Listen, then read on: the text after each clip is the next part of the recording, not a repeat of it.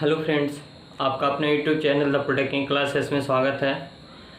तो चलिए, ये एक कन्फ्यूज़न था। कोई एक स्टूडेंट थे जिन्होंने ये पूछा था क्वेश्चंस, तो मैं उनका बहुत ही धन्यवाद करता हूँ जिन्होंने ये क्वेश्चंस पूछा। ये हमेशा आता है क्वेश्चंस, कभी कभी कन्फ्यूज़न हो जाता है इसमें कि हम लोग पढ़े ये यहाँ पे ये कैसे प्रूव किया जाए। तो चलिए, ये क्वेश्चन क्या था ये जान लें। मैंने एक रेंज बताया था टेलीकम्युनिकेशन में, आइनोस्फीयर वाला वीडियो में, उसमें था रेंज निकालना।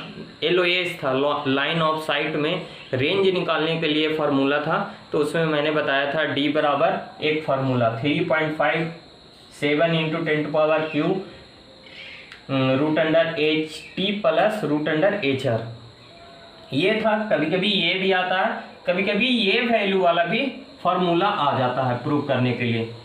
ये D बराबर 4.12 √HT प्लस √HR, तो ये मैंने बताया था। और ये उन्होंने पूछा कि सर ये क्या है, आपने ये बताया ये क्या है। तो चलिए, ये इसके बारे में हम लोग जाने।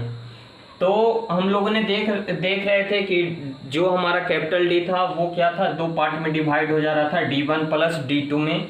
और D1 बराबर फार्मूला होता था √2HR प्लस R, क्योंकि ये HR था। और फिर इधर हो गया √2HTR।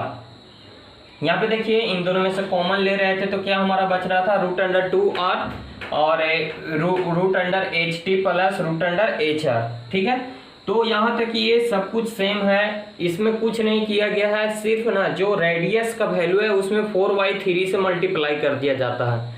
तो उसके बाद देखिएगा, इस रेडियस के वैल्यू में 4/3 से मल्टीप्लाई करके और उस इक्वेशन को आप सोल्व कीजिएगा तो आपको इतना इक्वेशन आएगा। अब यहाँ पे 4/3 से उसके रेडियस में क्यों मल्टीप्लाई किया जा रहा है, इसके बारे में जाने। तो क्या होता है, यहाँ पे जो हमारा रेडियस था R, वो क्या होता है 4/3 टाइम्स हो जाता है ideal value of earth radius. Earth radius को अगर आइडियल वैल्यू के रिस्पेक्ट में लिया जाता है तो वो क्या हो जाता है, जो रेडियस होता है उस 4/3 टाइम्स हो जाता है। तो इसीलिए यहाँ पे हम लोग क्या करते हैं, R के जगह पे मान लिया जाए R है, तो R के जगह पे क्या पुट करते हैं, 4/3 × R पुट कर देते हैं। 4/3 × R पुट कर देते हैं। जैसे यहाँ पे देखिए 2R, तो R के जगह पे क्या पुट किया जा रहा है, R का वैल्यू इतना है, तो R में 4/3 × R का वैल्यू पुट किया जा रहा है। इसी को सोल्व करिएगा तो आपका आ जाएगा क्या, 4.12 × √HT प्लस HR।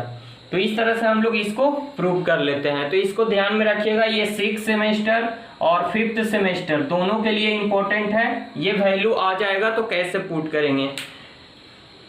क्लासरूम में 6th सेमेस्टर को मैंने ये बताया भी था, तो जिन्होंने नहीं ध्यान दिया होगा एक बार फिर से इसको रिवीजन कर लीजिएगा और इसको ध्यान में रखिएगा, क्योंकि ये वैल्यू आता है तो कभी कभी इस पे आपको प्रूव करने के लिए आता है, तो वहाँ पे कंफ्यूजन होने का कोई बात नहीं है। वहाँ पे सिर्फ 4/3 से मल्टीप्लाई कर देना है R में, और बाकी सेम टू सेम उसी तरह से कैलकुलेट कर देना है।